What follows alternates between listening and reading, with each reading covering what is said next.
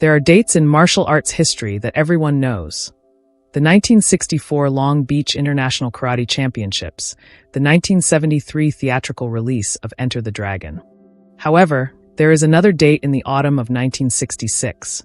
A special evening that does not appear in history books. It was not captured by news cameras, nor written about by the press. The event took place behind the steel-reinforced gates of the San Diego Naval Base. Picture the room. 200 of the toughest men in the United States Navy, officers, war veterans, men who measured respect by rank and scars. Standing alone in the middle of the room in a black kung fu uniform was a 25-year-old youth who didn't even weigh 130 pounds, 60 kilograms. The atmosphere was not friendly. On the contrary, it was hostile. Before them, they saw not a master, but an actor, a dancer, and an officer, twice Bruce's size and a legend in unarmed combat instruction, decided it was time to unmask this fraud. He stood up and walked toward the center. He didn't want a demonstration, he wanted a fight. He said to Bruce, "Stop dancing and fight a real martial artist." The room fell dead silent. You could hear a pin drop.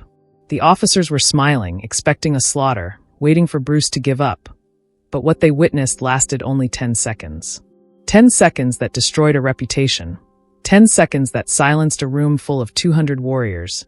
10 seconds that frightened the United States Navy so much that they kept the incident report classified for years. This is not a movie scene. This is the story of the day Bruce Lee entered the lion's den and emerged as the king of spirits. The world of 1966. A man between two worlds. To understand why this fight took place, you must understand the world of 1966. This was a time before global fame, before the yellow jumpsuit, before teenagers from Tokyo to Texas hung Bruce Lee posters on their walls. In 1966, Bruce Lee was a man caught between two worlds. To the traditional Chinese masters in Chinatown, he was a rebel and a troublemaker who taught secrets to outsiders. To the American public, he was merely Kato from the Green Hornet TV series. A simple sidekick, a novelty item. However, rumors were beginning to spread in the martial arts community. People spoke of a young man in Los Angeles who moved faster than the eye could follow. A man who believed not in forms or rituals, but in efficiency, a brutal and direct efficiency. These rumors eventually reached Admiral Thomas Moorer at the San Diego Naval Base. The Navy was tired of old World War I boxing and wrestling manuals and wanted to revamp its hand-to-hand combat program. They were looking for something new and lethal. Thus, an invitation was sent. This was not a movie star invitation, but a challenge disguised as a guest lecture. The invitation simply read, "Demonstration of the effectiveness of close-quarters combat." Bruce accepted immediately. He wasn't interested in money or prestige. Only one thing mattered to him, proving that his method, Jeet Kune Do, was the absolute truth in combat. He wanted to test his philosophy against America's toughest men. Be like water in the lion's den. He arrived at the base on a rainy Tuesday evening. He drove his own car, no managers, no bodyguards. Just Bruce, his gym bag, and his student Dan Inosanto. When they entered the officers' club, the room temperature felt as if it dropped 10 degrees instantly. This was not a dojo, it was a gathering place for the Pacific Fleet elite. Men with crew cuts, starched white uniforms, and arms as thick as tree trunks. A thick haze of cigarette smoke hung in the air. When Bruce walked in, the clinking of glasses stopped. In a room full of giants, he looked small, almost fragile. A young lieutenant at the time would write in his memoirs years later, "We looked at this little kid in Chinese pajamas and thought it was a joke. We were trained to kill with our bare hands. We thought, what can this kid teach us? How to do the splits?" Bruce felt the lack of respect, and it fueled him. He walked up to the raised platform in the middle of the room. He didn't bow, nor did he ask for permission to speak. He simply dropped his bag, took off his jacket, and rolled up his sleeves. His forearms were muscular, his veins popping out like steel cables. He scanned the room. His gaze was intense and still. He was there to educate them, not to entertain them. "Gentlemen," Bruce said in a calm voice that reached the very back of the room without a microphone, "you have been trained to fight like machines. Mechanical, rigid, and predictable." He paused, letting the insult settle. "I am here to show you how to fight like water." A wave of laughter erupted from the front rows. Water? Soft, fluid water? Those men respected iron and stone. The silencer takes the stage sitting in the front row, and the man who would light the fuse for that night's legendary event. was Commander Jack, the silencer Sterling. 6 foot 4 inches tall and 240 pounds, 110 kilograms of pure muscle. Sterling had been the Navy's heavyweight boxing champion for 3 years. He had hands like sledgehammers and a temper to match. He didn't laugh. He looked at Bruce with pure hatred. Sterling whispered to the officer next to him in a voice loud enough for Bruce to hear. "If he says water one more time, I'm going to knock him out." Bruce heard it. He stopped mid-sentence, slowly turned his head, and met the giant commander's gaze. The room fell silent. The air was charged with electricity. The lecture was over. The test was about to begin. Bruce smiled. Not a friendly smile, but the smile of a predator that had just noticed its prey. "Is there something you'd like to share with the class, Commander?" Bruce asked. Sterling stood up. The scrape of his chair on the floor echoed like a gunshot. Towering over everyone, he unbuttoned his jacket and threw it onto the chair behind him.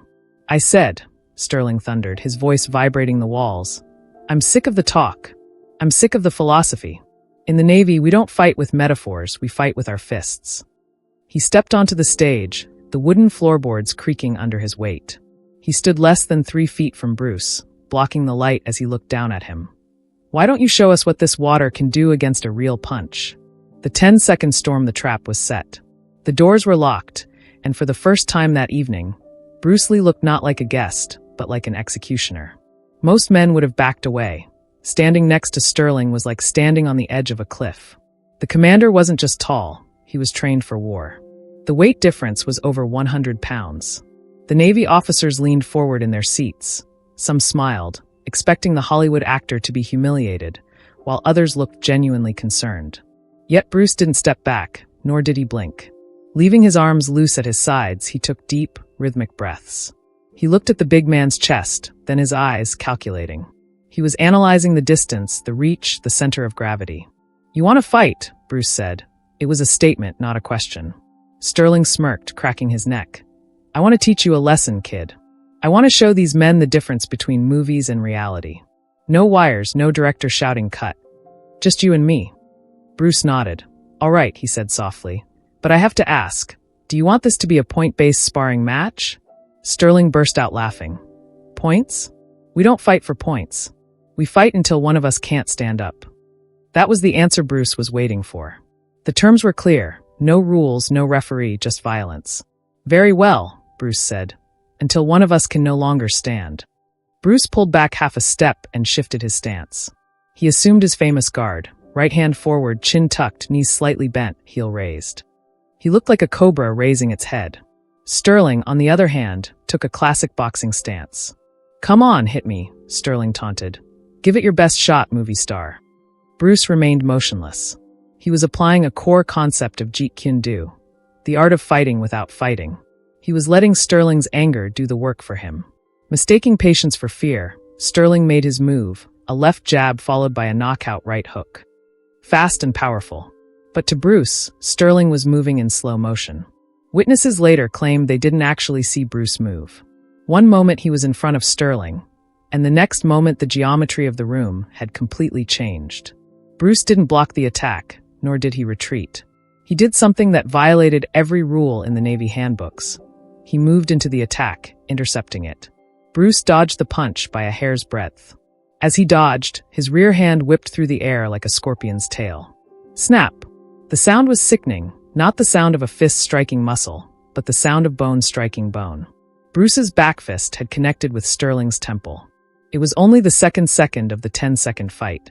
Dazed but still dangerous, Sterling tried to swing his massive right arm. Bruce was already inside.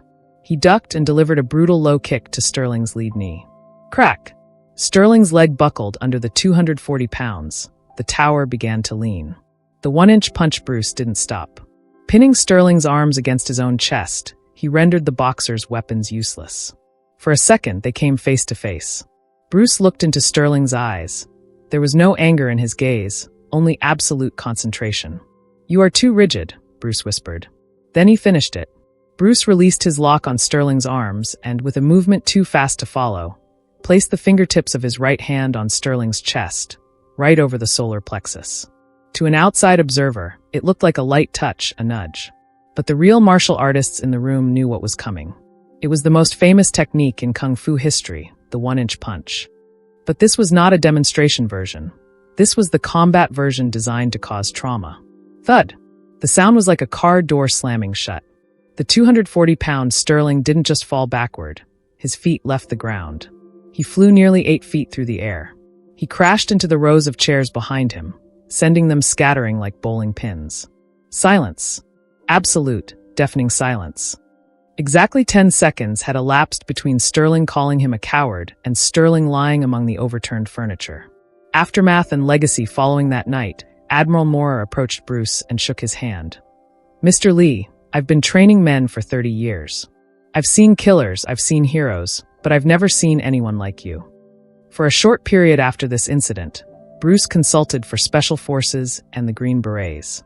He taught them survival, not high kicks. Soon after, however, he stepped back. He didn't want his art turned into a government weapon.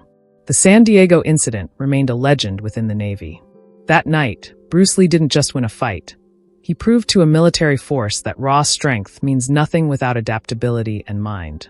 As for Sterling, 6 months after the fight, a small wooden box was delivered to Bruce Lee's home. Inside was a note. "Thank you for waking me up, Master.